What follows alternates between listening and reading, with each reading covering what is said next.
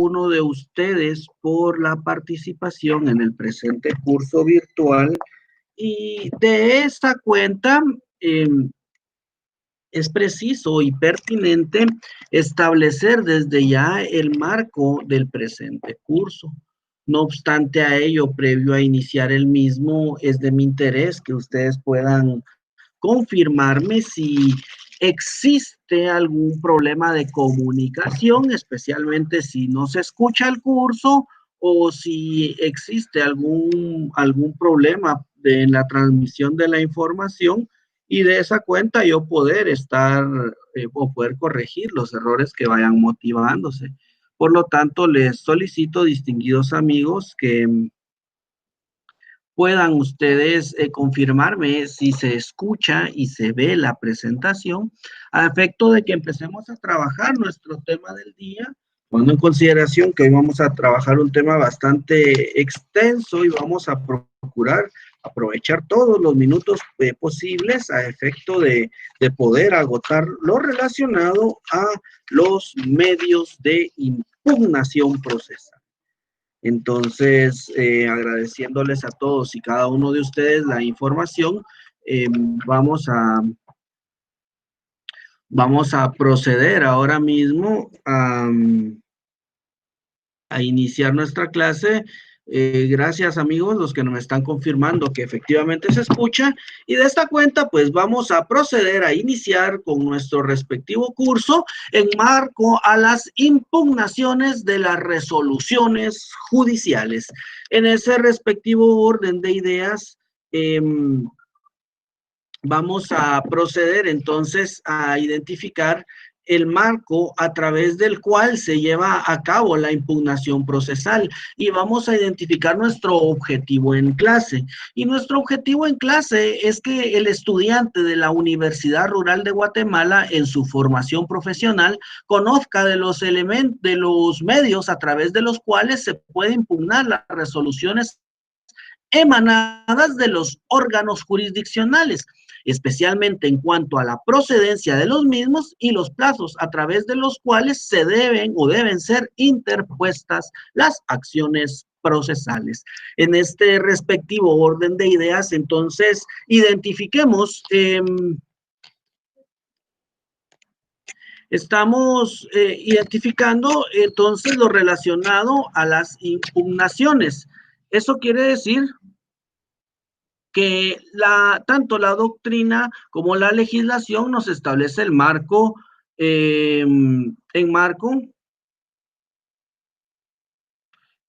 a la doctrina y los aspectos específicos generales de la impugnación.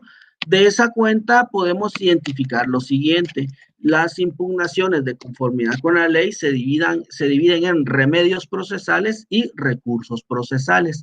¿Cuál es la diferencia? El remedio procesal es aquel que se interpone dentro del proceso y es el mismo juez el que conoce y resuelve el asunto o el medio de impugnación. Por su cuenta, el recurso se interpone ante el juez que conoce el asunto, pero este no resuelve la impugnación, sino que lo resuelve un órgano jurisdiccional colegiado. Es importante y es pertinente hacer referencia a que tanto el remedio y el recurso procesal son una identificación o una división que se hacen en la doctrina procesal. No obstante a ello, es pertinente recalcar que evidentemente el margen de las impugnaciones se determinan y se establecen en la legislación guatemalteca como recursos, y ese es el ámbito propio de la impugnación o de la impugnabilidad procesal.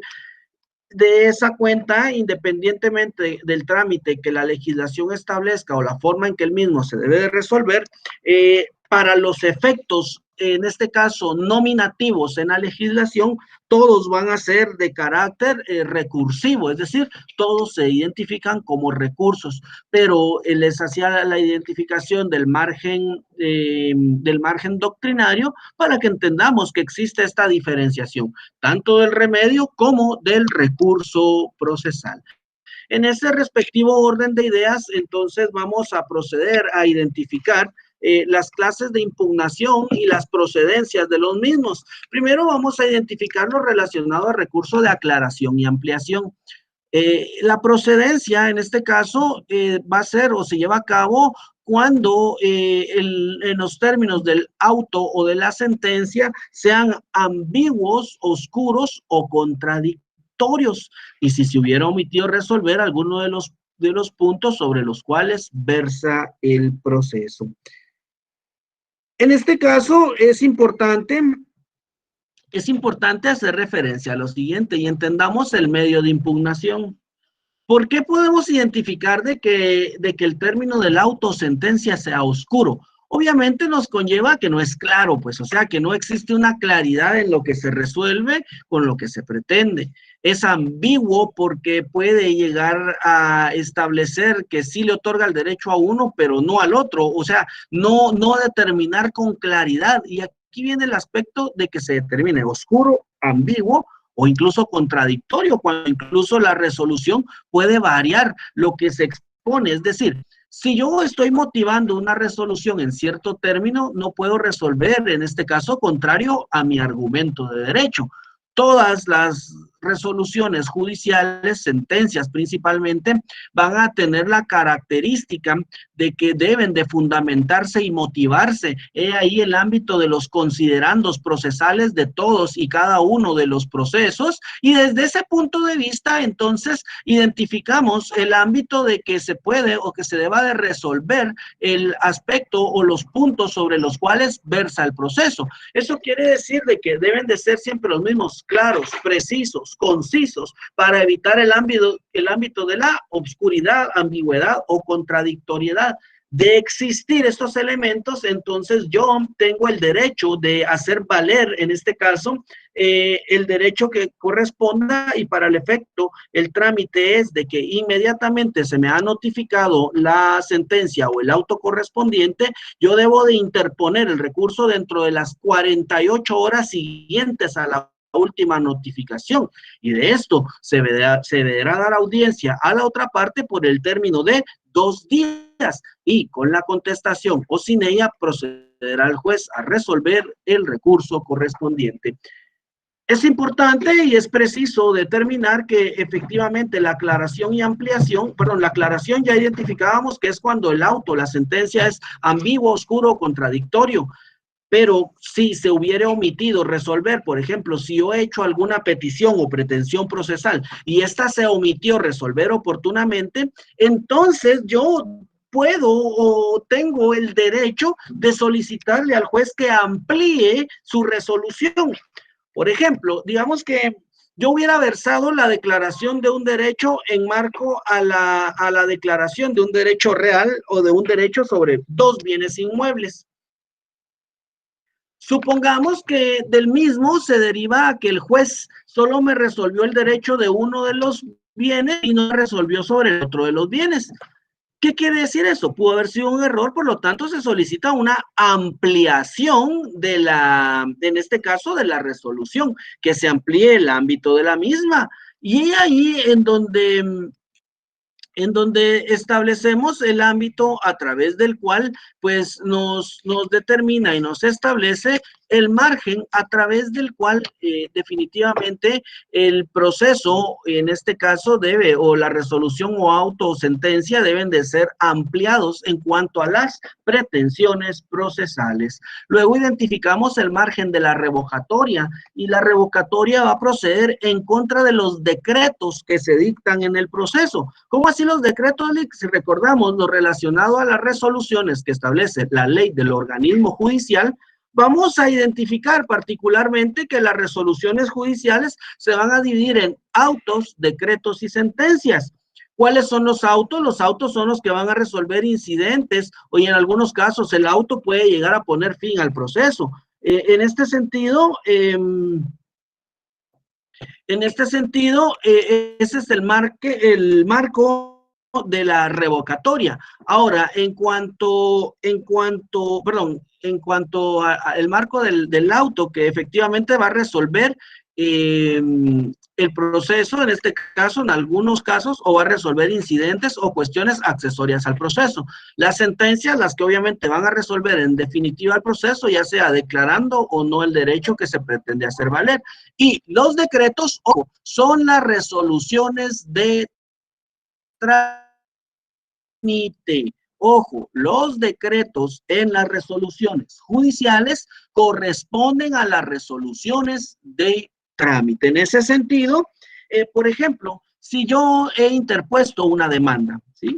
Hago valer mi derecho a través de una demanda y en la misma, ojo, se establece y se determina que en este caso, que no es procedente mi pretensión procesal.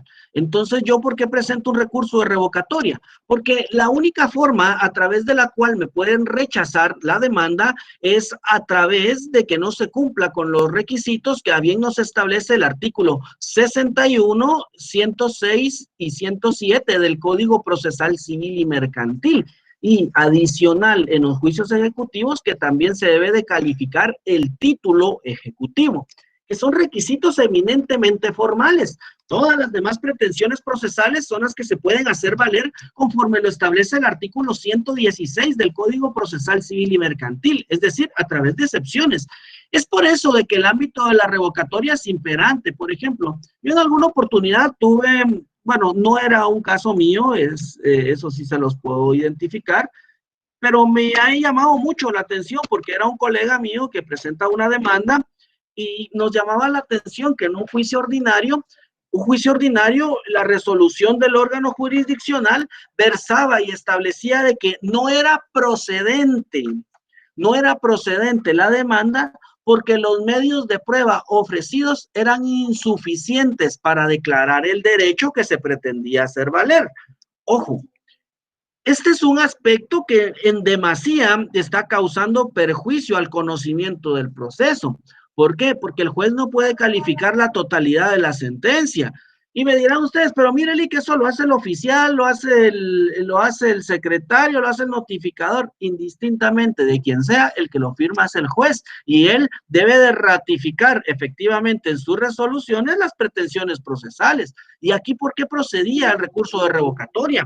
Porque el recurso de revocatoria va a ir en contra específicamente de los decretos de trámite, de las resoluciones procesales de trámite, a través de las cuales se puede determinar y se puede establecer específicamente de que no puede haber una calificación si mi pretensión procesal es suficiente o no en cuanto a derecho. Eso es algo que el juez deberá resolver, ya sea en sentencia o a través de las excepciones que oportunamente se presenten. Es por ello de que la excepción procesal es el marco o es el margen a través del cual se hace valer el respectivo derecho de defensa. Pero es importante y es preciso determinar y establecer que efectivamente en el ámbito procesal podemos enmarcar de que tanto las resoluciones de trámite como las demás incidencias que deriven de las mismas, pues pueden ser eminentemente revocadas, ya sea a través o petición de parte o de oficio, que eso lo puede hacer el juez, ojo, a través de la enmienda del procedimiento. Y de ahí entonces, ¿por qué viene y deriva a ser vinculante la temporalidad de la petición?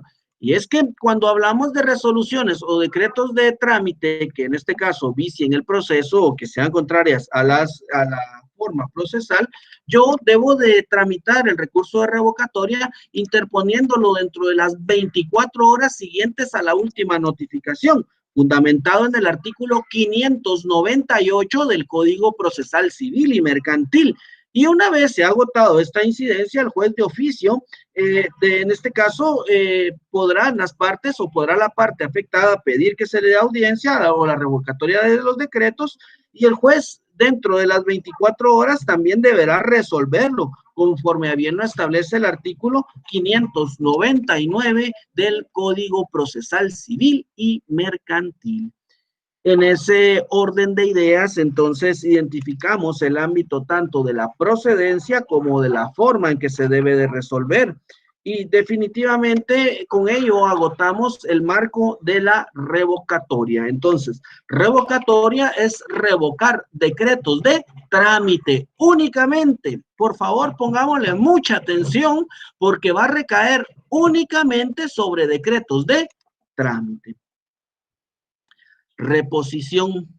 La reposición en este caso no es como en el ámbito administrativo, ¿verdad? Que yo voy a reponer una resolución por otra. Y se los hago referencia porque al menos ustedes en este caso creo que están llevando el curso de Derecho Procesal Administrativo y en marco al curso o conforme a la ley de lo contencioso administrativo, ustedes conocieron tanto el recurso de revocatoria como el de reposición, pero son totalmente distintos. El de revocatorio y reposición administrativo, olvidémonos, no tienen nada, absolutamente nada que ver con este tipo de procesos.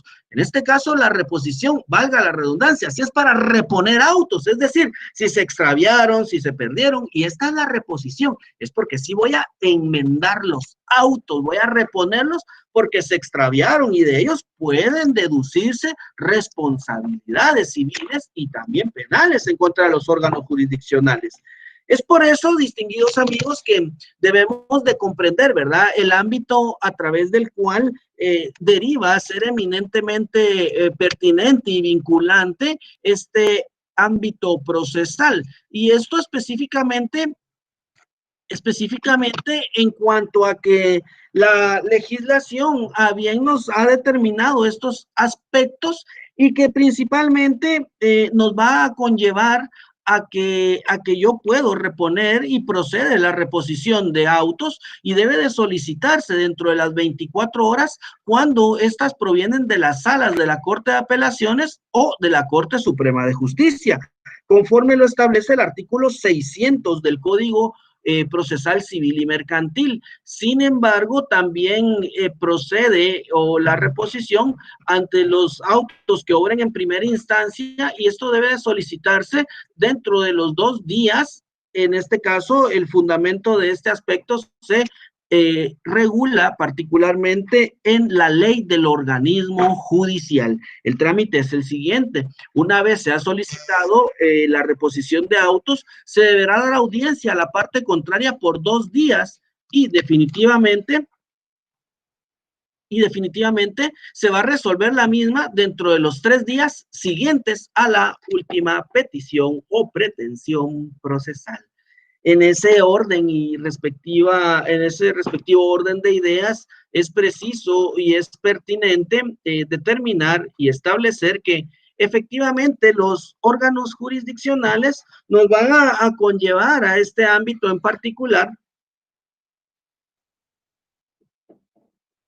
a través del cual definitivamente mi pretensión procesal va a hacer que se repongan los autos y sus respectivos antecedentes. Bueno, siguiente acción, vamos a identificar lo relacionado al recurso de nulidad.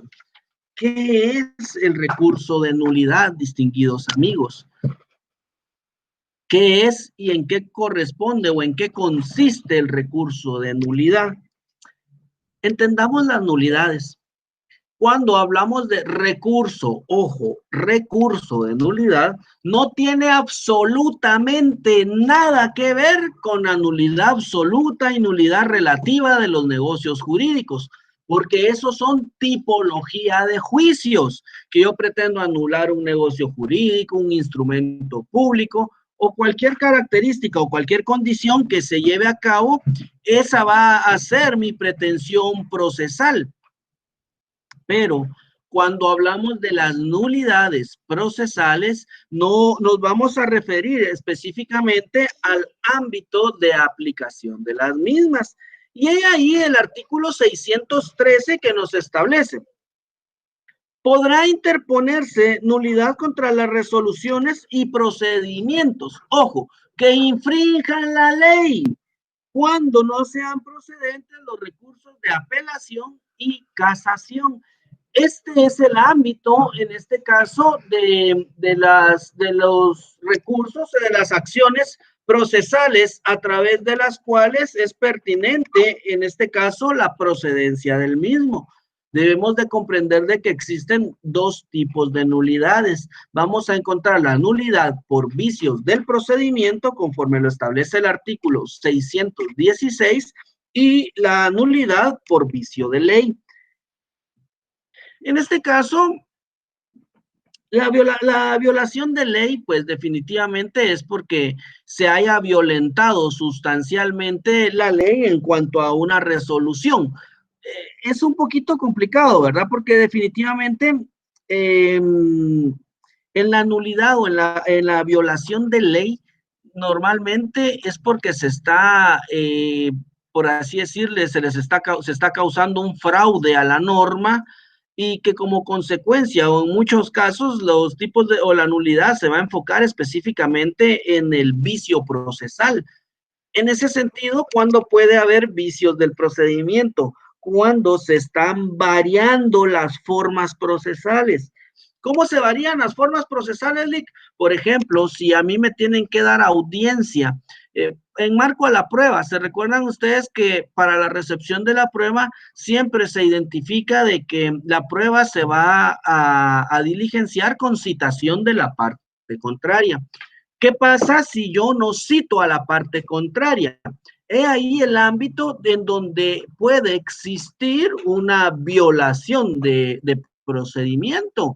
Y esto es importante tomarlo en consideración porque los vicios de procedimiento definitivamente derivan o devienen a ser eminentemente vinculantes y son la mayor parte de nulidades que se pueden llevar a cabo. Que porque no se llevó a cabo una notificación en cuanto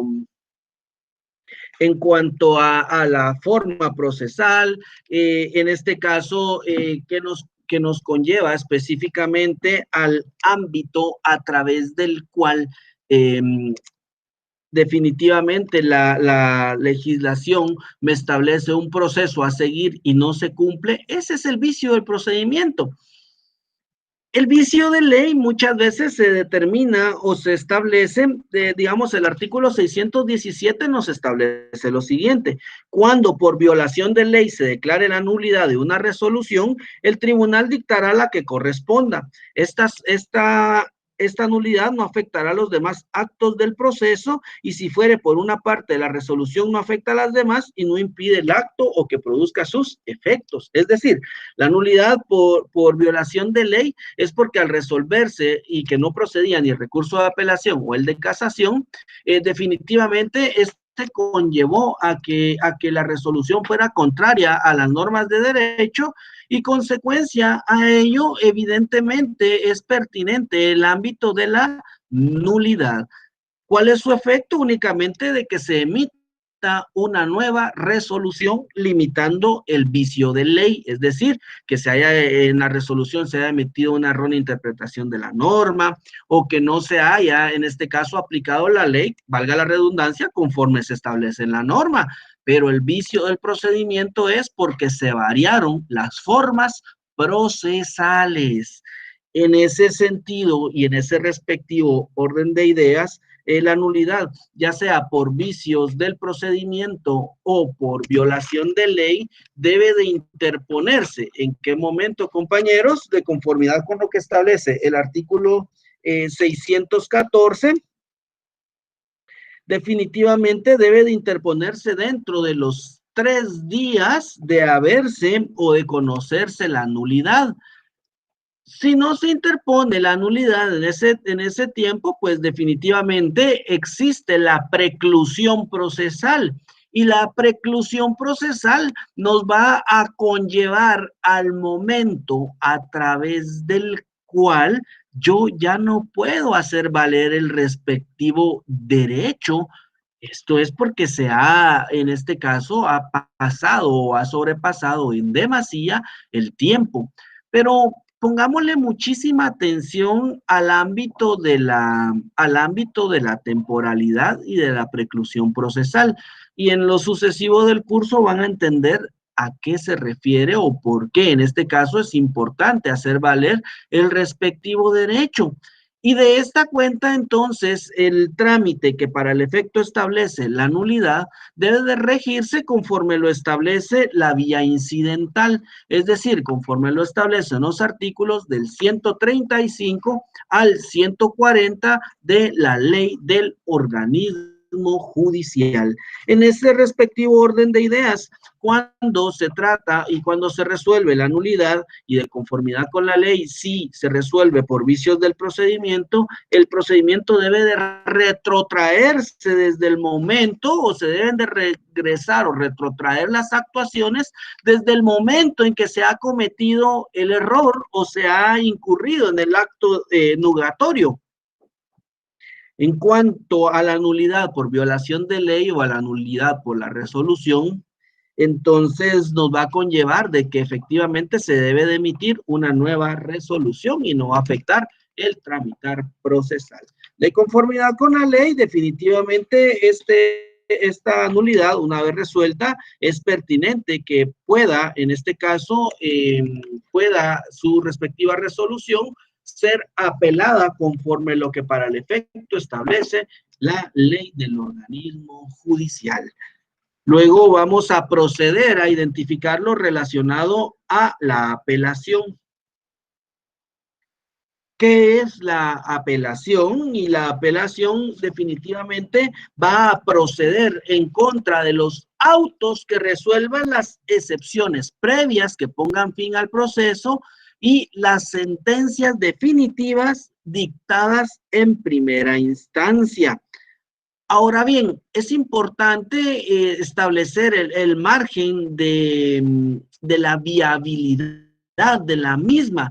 Y esto porque se los hago referencia. La apelación va a proceder, ojo, en los dos elementos que hemos identificado que para el efecto lo regula el artículo 602 del Código Procesal Civil y Mercantil, pero debemos de tomar en consideración de que la apelación también se puede interponer conforme o de acuerdo a la procedencia que se establezca en especial en cada uno de los procesos o resoluciones. Por ejemplo, en el caso de la nulidad, el caso de la nulidad tiene la característica a través de la cual si me declaran sin lugar mi nulidad, yo tengo y gozo del derecho de presentar mi respectiva apelación.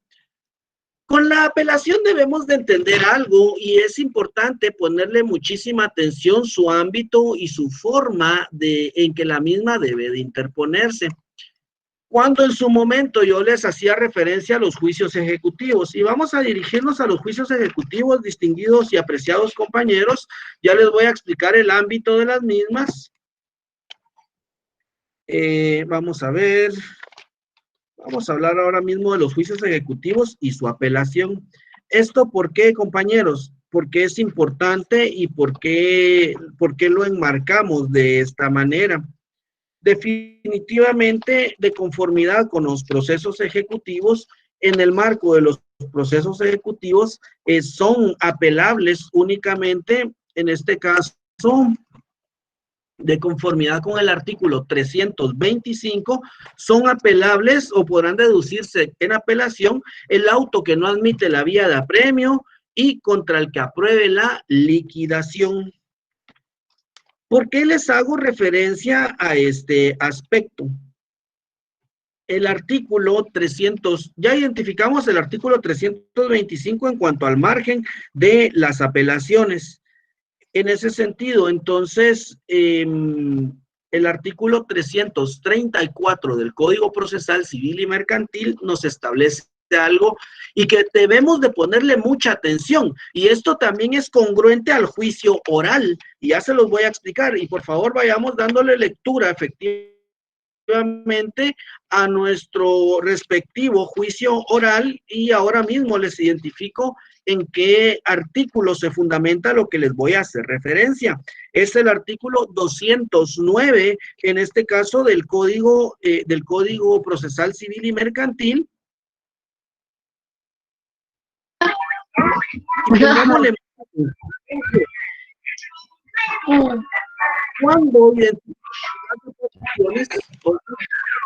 Cuando identificamos las apelaciones, surge una condicionante o una característica. ¿Cuál es esa característica o esa condicionante? La misma va a surgir en virtud de lo siguiente. Primero, la apelación ya hemos dejado claro su ámbito de procedencia y si nos damos cuenta, conforme al artículo 209, en el proceso oral únicamente es apelable la sentencia. De conformidad con el juicio ejecutivo, hemos descrito que es apelable de conformidad con el artículo 325, el auto que no admita la vía de apremio y contra el que se apruebe la liquidación. Adicional a ello, el artículo 334 también nos establece que en el juicio ejecutivo es apelable el auto que deniegue el trámite de ejecución, la sentencia y el auto que apruebe la liquidación. 3 presupuestos. Bueno, ¿cuál es el trámite? Y esto es lo que quiero que nos quede claro. Cuando hablamos de todos los procesos distintos al oral y a los ejecutivos, ojo, ¿en qué consiste la apelación? Primero, yo debo de presentarla dentro de los 3 días. Ojo con lo siguiente. Miren pues, cuando yo apelo en este tipo de procesos,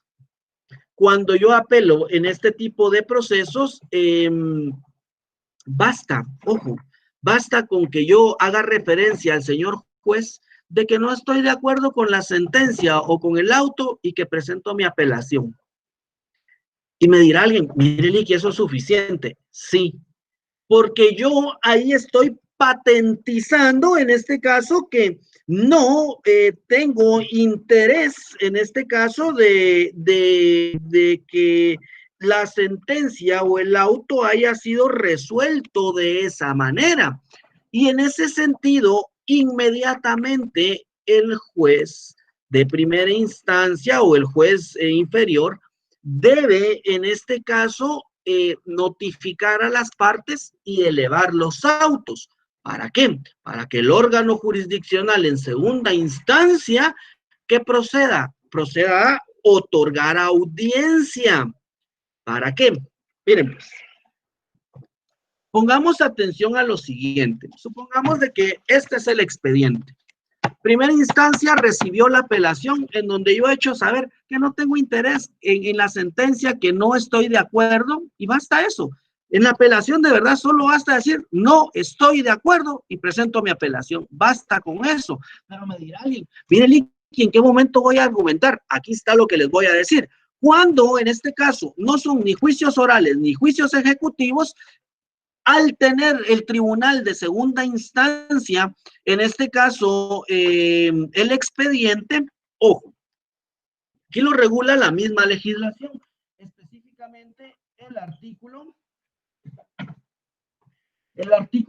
606 del Código Procesal Civil y Mercantil, que a bien nos establece lo siguiente: el tribunal de segunda instancia señalará el término de 6 días si se trata de sentencias y de 3 días en los demás casos para que el apelante haga uso del recurso.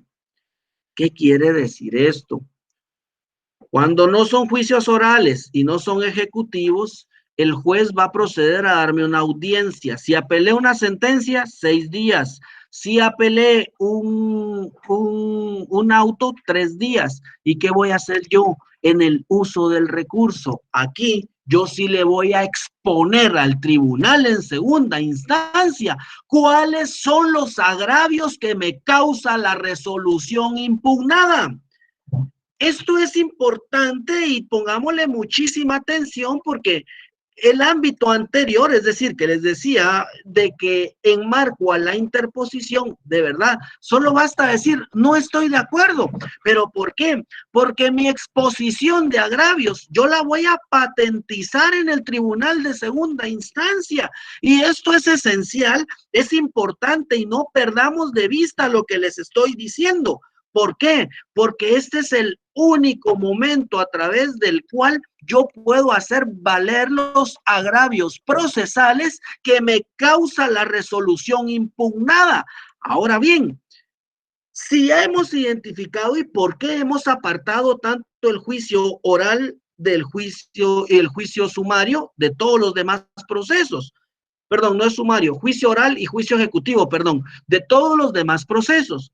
Porque en el caso del juicio oral y del juicio sumario, la legislación nos establece lo siguiente. Artículo 209 del Código Procesal Civil y Mercantil. Apelación. En este tipo de proceso solo será apelable la sentencia. No hay problema. El juez o tribunal superior, al recibir los autos, señalará día para la vista, que se verificará dentro de los 8 días. Veamos esto. ¿Vista de qué? Vamos al artículo 334. 334 Código Procesal Civil y Mercantil. En el juicio ejecutivo, únicamente el auto en que se deniegue la tramitación de la ejecución del proceso, la sentencia y el auto que apruebe la liquidación serán apelables. El Tribunal Superior señalará día para la vista en un término que no exceda de 5 días. Ya vimos que en ambos está establecido de que lo que va a regir el tribunal en segunda instancia es señalar el día para la vista. ¿Eso qué quiere decir entonces? Si regresamos a nuestra acción inicial, vemos cómo efectivamente en el artículo 606 establece que se va a dar un plazo para hacer uso del recurso. Y después de haber hecho uso del recurso, el artículo 610 nos establece: recibida la prueba transcurrida en su caso los términos señalados en el artículo 606, el tribunal de oficio señalará día y hora para la vista. Veamos entonces si logramos identificar de que en los tres surge un supuesto común, es de que en los tres se va a señalar un día para la vista. La diferencia es que en el primero se me da un derecho a hacer uso del recurso de apelación, en donde yo expongo mis agravios. Entonces, ¿esto qué quiere decir? Que en el juicio oral y en el juicio ejecutivo, al momento de interponer mi recurso de apelación, yo de inmediato debo de hacer uso del mismo. A lo que se refiere el artículo 606, debo de exponer en el mismo memorial o en el mismo recurso los agravios que motivaron la apelación. Este es el requisito y es una condicionante importantísima, porque si ustedes presentan su apelación y solo exponen de que no están de acuerdo con la sentencia, en segunda instancia el tribunal de segunda instancia va a decir, bueno, si su argumento es que no está de acuerdo, es totalmente válido y ahí está la vista. Es decir, ¿la vista sobre qué va a recaer? La vista recae sobre los argumentos de agravio, y si no hay argumentos de agravio, no hay apelación. ¿Me explico?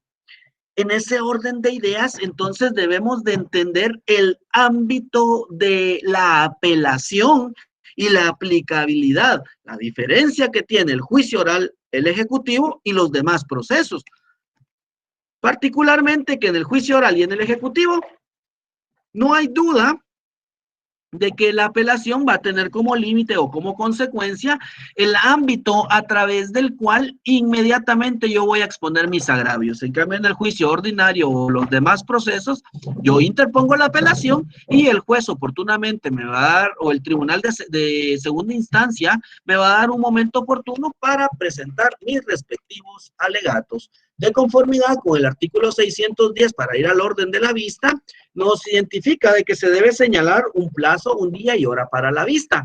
La ley no nos establece en particular un plazo, sin embargo, el artículo 142 de la ley del organismo judicial establece que la misma va a ser de 15 días. Luego nos identifica que efectuada la vista o vencido el plazo, se debe de señalar un auto para mejor fallar en el término de 15 días por no establecerse un plazo, y en este caso la sentencia se dictará dentro de los 15 días posteriores. Cuando en este caso yo interpongo mi recurso de apelación y el juez en primera instancia no le quiere dar trámite o niega el trámite del mismo, yo puedo en este caso presentar un ocurso. El ocurso lo presento ante el Tribunal Superior quejándome prácticamente de que no me admitieron mi apelación. Esto lo debo de solicitar dentro de las 24 horas y en este caso el tribunal va a solicitar 24 horas o en el término de 24 horas va a solicitar la recepción de un informe a efecto que se determine por qué no se le dio trámite al recurso y debe declarar en este caso si es procedente o no que el mismo se lleve a cabo. Tomando en consideración, entonces el recurso es una queja por la no admisibilidad del recurso de apelación. Que el recurso de apelación es un derecho constitucional que la ley nos establece incluso que en un proceso no puede haber más de 2 instancias procesales. En ese sentido y orden de ideas, voy a tomar ahora mismo 3 minutos, compañeros. Voy a ir a beber un vaso de agua. Si hubieran dudas, ahora mismo les hago referencia a las mismas y consecuencia de ello continuamos con nuestro respectivo curso en cuanto a la casación.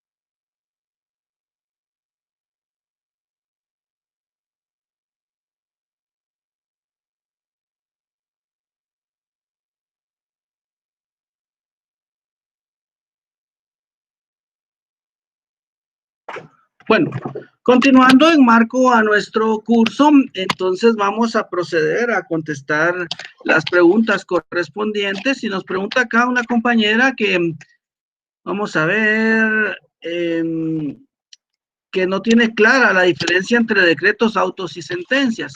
Bueno, la diferencia es que el decreto es una resolución de trámite, el auto es la resolución, que es aquella resolución que, valga la redundancia, resuelve excepciones, resuelve incidentes y resuelve asuntos que pueden dar fin al proceso. Y la sentencia, que es la forma ordinaria de dar por terminado o dar por concluido el respectivo proceso. En ese sentido y orden de ideas, entonces, identificamos, en este caso, Adriana nos dice que si le puedo explicar la diferencia del juicio ejecutivo y el oral, pues era lo que les había identificado, ¿verdad? Que la diferencia en términos generales es de que en el juicio ejecutivo y en el juicio oral, al momento de interponer la excepción, la apelación, yo debo de hacer mi expresión de agravios en la misma apelación, a diferencia de los demás procesos, que en los demás procesos todavía la sala de la Corte de Apelaciones o el Tribunal de Segunda Instancia me otorga un derecho efectivamente para hacer valer, en este caso, el derecho que corresponda. Luego nos identifica, bueno, creo que con ello estamos concluyendo, ¿verdad? Distinguidos y apreciados compañeros. Entonces, en ese orden de ideas, al no haber más dudas, vamos a proceder entonces ahora a identificar lo relacionado a la casación. En ese orden de ideas, entonces, entendamos la casación. Primero, la casación se le conoce como un recurso eminentemente extraordinario.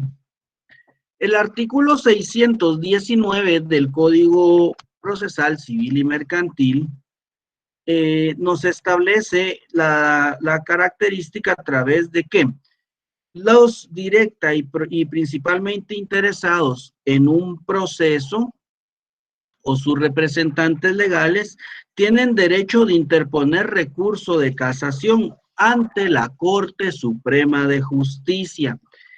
Es decir, en este caso, la casación va a tener como característica de que se va a conocer extraordinariamente, o en este caso, no va a formar parte de un recurso ordinario, ¿sí? La casación no es un recurso que deba de motivarse en todos los procesos, es más, la casación es del todo extraordinaria porque es un recurso eminentemente, en este caso, técnico. Por lo tanto, en el mismo no vamos a dilucidar aspectos de ninguna naturaleza que conlleven a prueba ni valoración de la misma. Ahí quedamos totalmente excluidos de ese ámbito. Y en el escrito de casación, particularmente conforme lo establece el artículo 619, debemos de entender de que en este caso puede llevarse a cabo o se puede establecer por escrito ante el tribunal que dictó la resolución o ante la Corte Suprema de Justicia. Y además de los requisitos de toda primera solicitud, por favor subrayemos, además de los requisitos de toda primera solicitud, es decir, además de lo que establece el artículo 61 del Código Procesal Civil y Mercantil, se debe de establecer los requisitos ahí designados. Dentro de ellos entendemos o describimos que va a corresponder específicamente a la designación del juicio, fecha y naturaleza de la resolución recurrida, fecha de la notificación al recurrente y de la última si fueren varias las partes en juicio, caso de procedencia indicando el artículo e inciso que lo contenga. Los casos de procedencia están regulados en los artículos 621 y 622 del Código Procesal Civil y Mercantil. En este caso, artículos e incisos de la ley que se estimen infringidos y doctrinas legales en su caso, de acuerdo a lo dispuesto en el artículo 627. Si el recurso se funda en un error de derecho o de hecho, en la apreciación de las pruebas debe indicarse en qué consiste el error alegado a juicio del recurrente e identificar, en el caso del error de hecho, sin lugar a dudas, el documento o acto auténtico que demuestre la equivocación del juzgador. Es decir, ya no va a haber valoración de pruebas, ¿sí?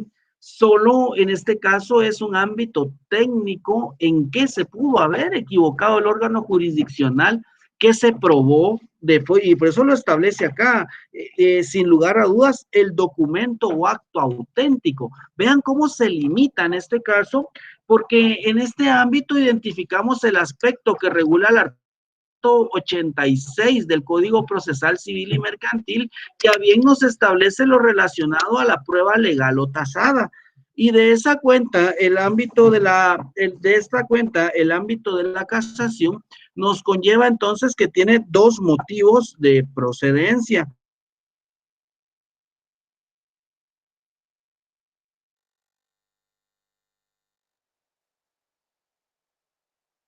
En segunda instancia, no consentidos expresamente por las partes que terminen los juicios ordinarios de mayor cuantía. Los motivos por los cuales proceden, entonces, es por motivo de fondo y por motivo de forma. En ese sentido, entonces, identificamos o establecemos particularmente el ámbito de la casación. He ahí en donde debemos determinar cómo va a producirse los efectos de la misma. En ese sentido, voy a verificar, ahora mismo me están informando compañeros de que no se escucha ni se ve, ahora mismo verifico esa condición, amigo.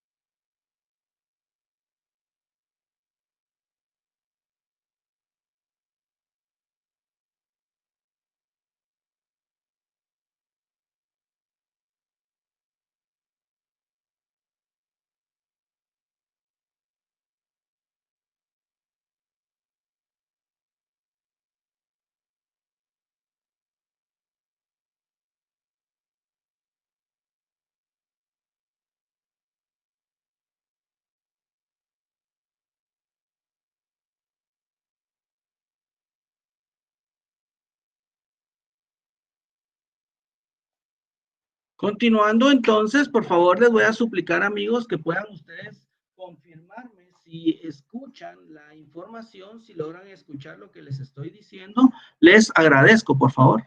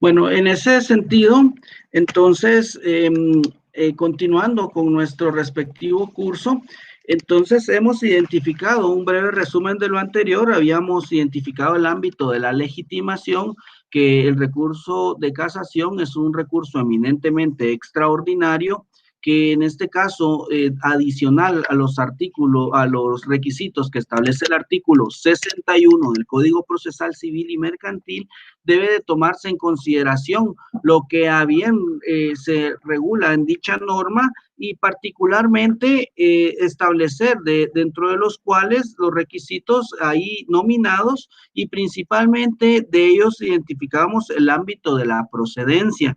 La procedencia nos establece que solo va a proceder contra las sentencias o autos definitivos en segunda instancia.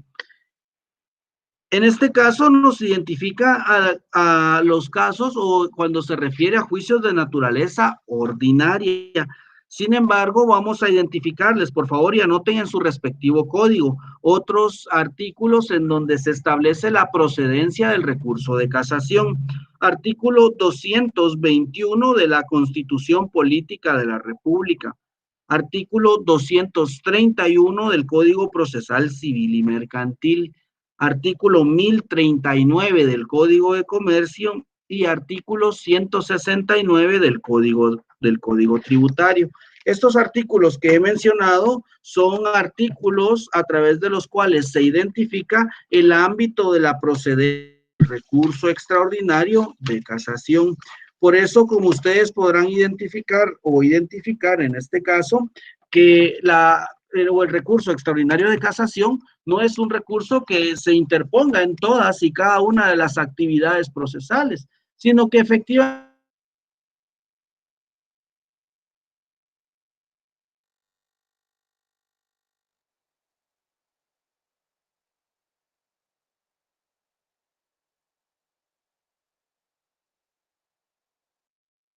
por motivos de forma y por motivos de fondo. En ese sentido, forma y fondo son los dos momentos a través de los cuales se puede hacer valer el respectivo recurso de, en este caso, de casación. En ese orden de ideas, entonces, vamos a proceder ahora mismo a identificar de una forma clara y precisa los efectos de la casación.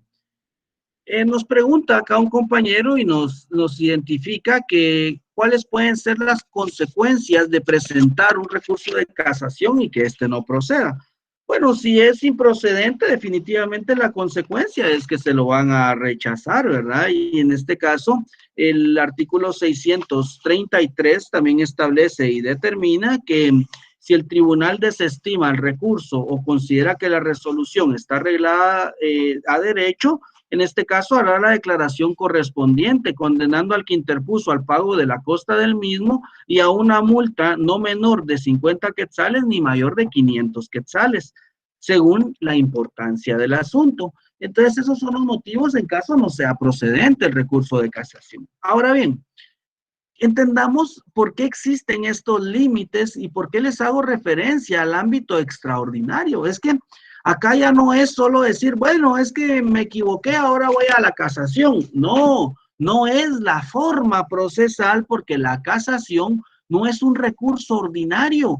No podemos pensar que la casación sea un recurso ordinario porque de conformidad con la Constitución Política de la República, únicamente, en este caso, en todo proceso, no pueden haber más de dos instancias. En este sentido, vamos a identificar, distinguidos amigos, les voy a requerir que ustedes me puedan les voy a requerir que ustedes me puedan permitir 2 minutos. Está sucediendo algo en la plataforma. Yo ahora mismo voy a verificar porque es una situación que voy a arreglar ahorita mismo. 2 minutos y vuelvo con ustedes.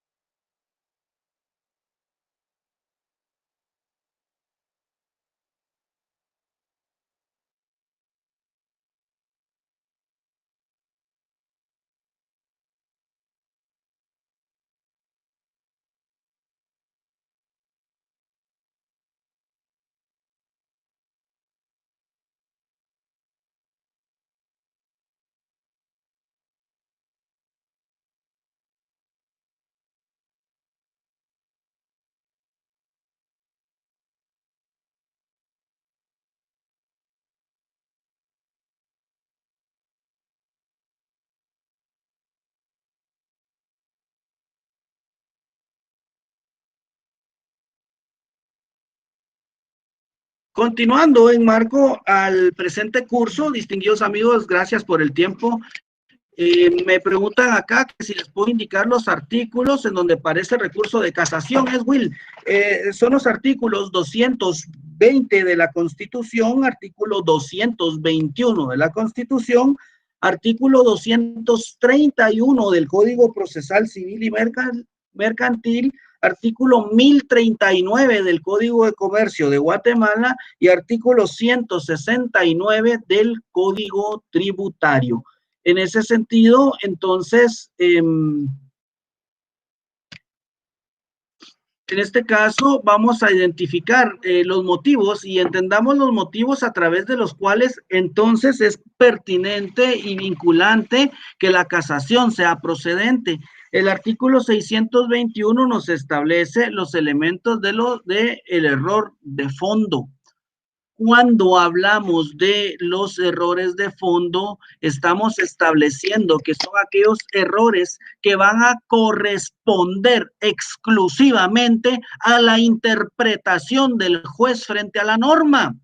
A esto se le denomina el error injudicando, y a través de él entendemos que de conformidad con la norma nos establece estas premisas legales y que nos determina cuando la sentencia o auto recurrido contenga violación, aplicación indebida o interpretación errónea de las leyes o doctrinas legalmente aplicables, y cuando en la apreciación de las pruebas haya habido error de derecho o error de hecho, si este último resulta de documentos o autos auténticos que demuestren de modo evidente la equivocación del juzgador. En este caso, definitivamente los ámbitos a través de los cuales procede la casación, lo identificamos de que va a ser por la errónea interpretación de la norma, doctrina, y que definitivamente, de conformidad con el artículo 621, nos establece que se entiende por doctrina legal la reiteración de casos pronunciados en un mismo sentido. Es decir, cuando identificamos la doctrina a que nos hace referencia el motivo de la casación, no va a ser a los libros, sino que se va a referir a las consecuciones recurrentes de las resoluciones, de cómo una resolución se va, valga la redundancia, motivando con anterioridad en procesos de similitudes, de similares características o condiciones. En este sentido, estos son los elementos propios del recurso de casación por motivo de fondo. Y si se dan cuenta ustedes, acá viene un aspecto importante y que deriva específicamente de interpretar. ¿Y a qué se parece eso, Lick? Me dirá alguien. ¿Se recuerdan entonces ustedes a la nulidad por violación de ley? Es porque hubo una violación sustancial a la norma y de ahí surge el ámbito de impugnabilidad. Si yo pretendo que la casación sea vinculante o sea motivada, definitivamente anteriormente al recurso extraordinario de casación, yo tuve que haber impugnado el acto. Y esto definitivamente nos va a conllevar a que efectivamente se debe de determinar y establecer, ¿verdad? Porque, digamos, si yo no motivé el recurso de casación, es decir, si yo me estoy dando cuenta hasta después de la resolución en segunda instancia de que el juez se equivocó en la interpretación de la norma, yo después no puedo impugnar algo que no he alegado en juicio. Es ahí el ámbito de la motivación procesal, es ahí el ámbito de motivar el recurso. Y si fue necesario la nulidad o en la apelación, el ámbito de impugnar el acto, de establecer el por qué no está bien interpretada la norma, es eso lo que yo voy a atacar. Ahora bien, este ámbito de la casación, ojo, Aquí no voy a atacar yo la pretensión procesal del juzgador en primera instancia. Voy a atacar o voy a pretender mi resolución conforme lo que a bien se motivó en el juzgador de segunda instancia o entre la sala de la Corte de Apelaciones. Y este ámbito es esencialmente vinculante, puesto que va a derivar este motivo específico y especial a través del cual yo definitivamente tuve o tengo que instar estas pretensiones procesales. Si no las insto, la acción es eminentemente improcedente. En ese caso, vamos a continuar y vamos a identificar lo relacionado a la casación de forma. La casación de forma, esta en este caso es un poco amplia en cuanto a su fundamentación y el artículo 622 nos identifica la procedencia en este caso, del recurso de casación por motivo de forma. Y esto va a proceder cuando haya quebrantamiento sustancial del procedimiento y que también se le conoce como los errores improcedendo. De esa cuenta, el artículo 622 a bien nos establece que cuando el tribunal, y ojo, y empecemos a identificarlo y de conformidad con las presentaciones quiero que vayamos nominando en su código. Ahora vamos a hablar errores que se cometen en el momento de la relación procesal. ¿Cómo así, Lick? Que se cometen desde el momento en que inició el proceso y que yo tuve que haberlos impugnado. Eso es importante y es esencial.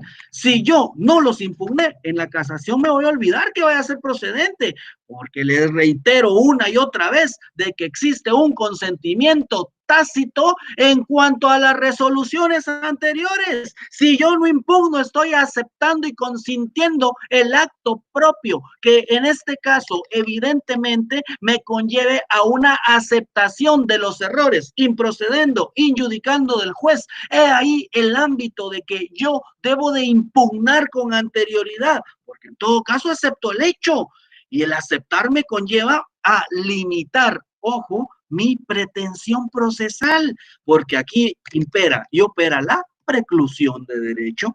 En consecuencia, entonces, los errores que se pueden cometer en la relación procesal, conforme los numerales 1 y 2 del artículo 622, identificamos que uno de ellos determina cuando careciere de jurisdicción o de competencia para conocer en el asunto que se trate. ¿A quién se refiere? Al juez.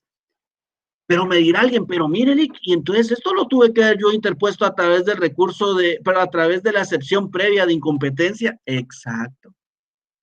Es lo que les estoy motivando, de que estas son acciones que yo no puedo después de primera instancia, segunda instancia y pretender en casación establecer de que el tribunal no era competente.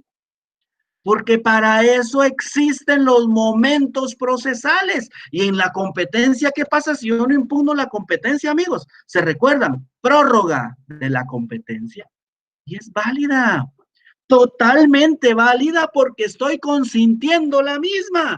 Y este ámbito deriva a ser importante porque definitivamente debe de existir una obligatoriedad y esto es en marco al principio del juez natural. El juez natural es aquel que se inviste naturalmente por parte del órgano jurisdiccional de conocer determinado procedimiento. Luego identificamos la falta de capacidad legal o de personalidad de los litigantes. Y también me dirán ustedes, pues sí, obviamente el artículo 116 del Código Procesal Civil y Mercantil me los nomina como excepciones de naturaleza previa. Entonces, yo tengo que motivarlos, porque en todo caso estoy consintiendo el acto o la actividad procesal. Luego identificamos en los numerales 3 y 4 de que estos ya se van a derivar de un desenvolvimiento en la relación procesal. Y por favor, pónganlo así entre un paréntesis o entre corchetes, como ustedes quieran. Identifican que estos errores entonces van a ser por el desenvolvimiento en la relación procesal. ¿Y qué va a haber? Por omisión de una o más de las notificaciones que han de hacerse personalmente conforme el artículo 67. Entonces, si a mí no me notificaron personalmente y así lo establece la ley, ¿yo estoy mal notificado, Lick? Sí, está mal notificado porque si usted no tuvo la oportunidad de defenderse, eso influyó en la decisión del órgano jurisdiccional. Entonces esto puede ser una nulidad, sí, una nulidad por vicios del procedimiento. Y vemos cómo entonces es importante, ¿verdad?, ir atenuando cada una de estas motivaciones procesales y seguidamente identificamos que en el caso de o por no haberse recibido a prueba el proceso o sus incidencias. Definitivamente, cuando yo he propuesto, y recordemos que de conformidad con la doctrina legal, existe un proceso probatorio, ofrecimiento, proposición, diligenciamiento y la que le corresponde al juez, valoración. Y eso debe de cumplirse, son aspectos sentados y sustentados por la Honorable Corte de Constitucionalidad y también por la Corte Suprema de Justicia. En ese respectivo orden de ideas, eso es definitivamente un desenvolvimiento de la relación procesal. ¿Qué quiere decir por no haberse recibido? Que el juez no quiso diligenciarla. Yo impugno, protesto mi prueba porque este es un aspecto eminentemente importante y vinculante y que yo debo de protestar todos los ámbitos que me puedan conllevar, en este caso, a el ámbito a través del cual el proceso va a diligenciarse de una forma sana. Luego vamos a identificar en los errores en que se puede cometer en la fase de decisión o cuando el juez resuelve, siempre en marco al error procesal. Y nos identifica cuando el fallo contenga resoluciones contradictorias si la aclaración hubiera sido denegada.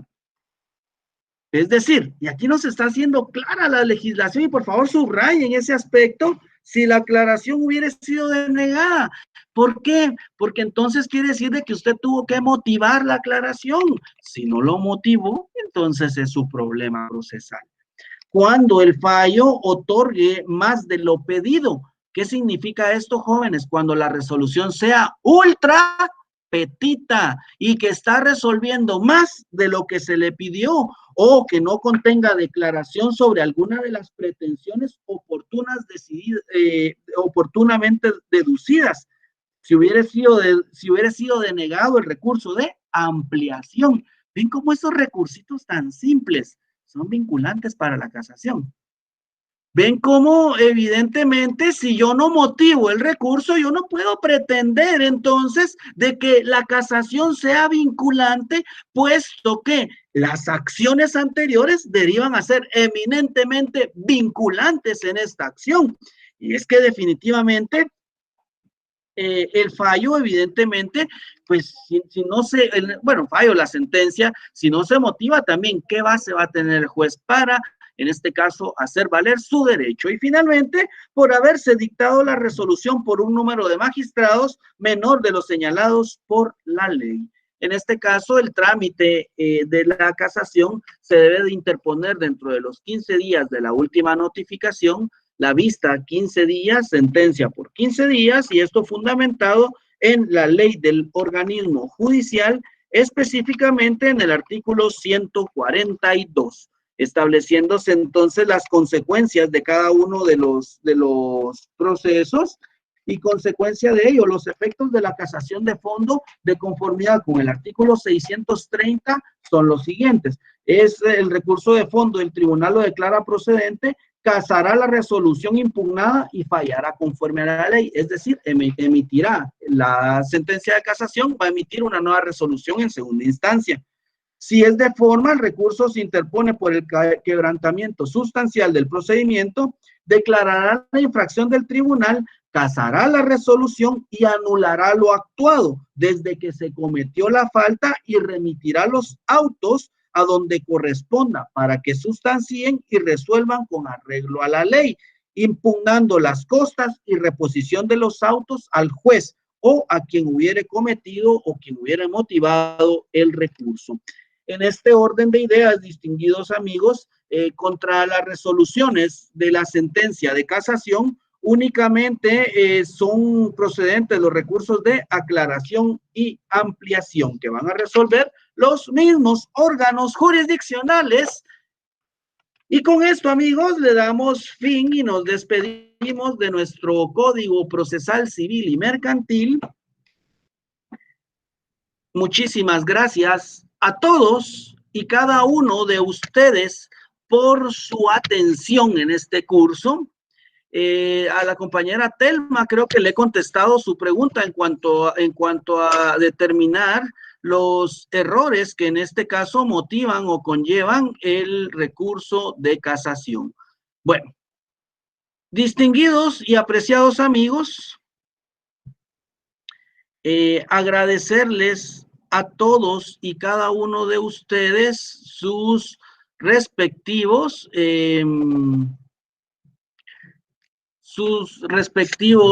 mensajes en este caso, de preguntas y demás. Para mí ha sido un verdadero y auténtico honor haber estado en este curso con ustedes. Vamos a ver, la compañera Marlene nos identifica que cuando se varían los vicios procesales, esos serían los efectos del conocimiento tácito. Esa es parte de la pregunta de examen, ¿verdad, compañera? Analícenlo. Léanlo, por favor. Definitivamente es parte de la tarea que ustedes tienen. Ya les contesté cuando estaba hablando de la casación, les contesté lo relacionado a lo tácito. Ahí está, ¿verdad? Ahí está la consulta correspondiente, ya la contesté 2 veces, la contesté en el transcurso de la clase. Analícenlo, es importante, ¿verdad? Lean la ley, ahí están los recursos, en los medios de impugnación está la respuesta. Creo que ahí está la base, solo es de ponerle un poquito más de atención, leámoslo despacito, pongámosle atención a lo que hemos hablado. De todos modos, si tienen dudas, mañana vuelvo a repetir la clase, van a escuchar exactamente las mismas condicionantes, y si no pueden, el día viernes a las 5:30 voy a estar impartiendo el mismo curso, y desde ya, amigos, despedirme de todos y cada uno de ustedes. Para mí ha sido un auténtico privilegio haber compartido con ustedes este salón virtual. Muchas gracias a todos y cada uno de los que se encuentran presentes. Un extensivo saludo a aquellos compañeros que nos estuvieron visitando de las distintas sedes del interior de la República, los compañeros de Quetzaltenango, los amigos que estuvieron allá en Petén, Sanarate, El Progreso, también los amigos que nos visitaron de la antigua Guatemala, de Chuarrancho, los compañeros que estuvieron también de Palencia, Villanueva, los amigos que también estuvieron con nosotros en las sedes del Progreso. A todos y cada uno de ustedes, distinguidos compañeros, es un honor, ha sido para mí un auténtico honor y placer haber compartido lo poco que la vida me ha enseñado, y en nombre de la Universidad Rural de Guatemala quiero darles a todos las gracias por haber estado en este curso. Si ya no estoy con ustedes en las próximas clases magistrales, pues recuerden que la Universidad Rural de Guatemala siempre está contratando, en este caso, a los mejores profesionales para que puedan impartirles los cursos, y consecuencia de ello, pues así nos toca a veces dividirnos en distintos cursos, ¿verdad? Y a cuenta de ello, pues es vinculante también la interacción con los distinguidos colegas que también formamos parte y somos la Universidad Rural de Guatemala. Distinguidos amigos, muchísimas gracias a todos. Cuídense mucho. Éxitos, bendiciones.